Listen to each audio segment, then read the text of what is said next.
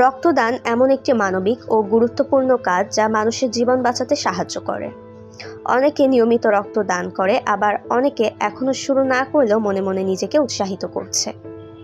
রক্তদানের আগে বা পরে নানা প্রশ্ন দেখা দেয়। বিশ্ব স্বাস্থ্য সংস্থার ওয়েবসাইটে রক্তদান নিয়ে এমন অনেক সাধারণ প্রশ্ন ও তার উত্তর দেওয়া হয়েছে। সংস্থাটি বলছে, রক্তদান জীবন বাঁচানোর একটি উপায়। মায়ের গর্ভকালীন জটিলতা, দুর্ঘটনা, ক্যান্সার বা রক্তশূন্যতার মতো অবস্থায় রক্ত প্রয়োজন হয়। রক্ত অনেকদিন সংরক্ষণ করা যায় না, তাই দরকার নিয়মিত রক্তদাতা। রক্ত সংগ্রহের প্রক্রিয়া নিয়ে সংস্থাটি বলেছে, এটি একটি সহজ প্রক্রিয়া।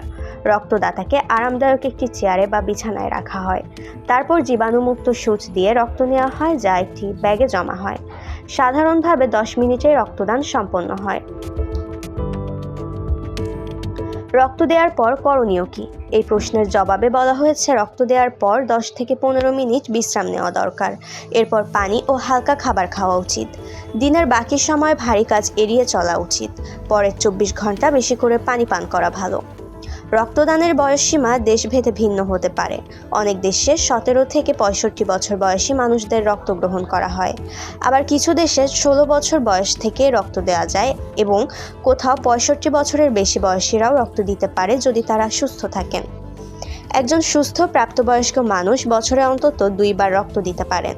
তবে কত সময় পর পর রক্ত দেওয়া যাবে তা চিকিৎসকের কাছ থেকে জেনে নেওয়াই ভালো।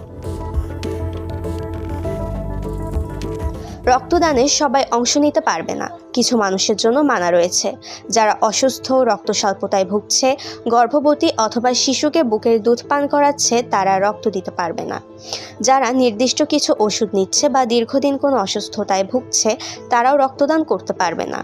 এছাড়াও যৌনবাহিত রোগে আক্রান্ত কেউ রক্ত দিতে পারবে না।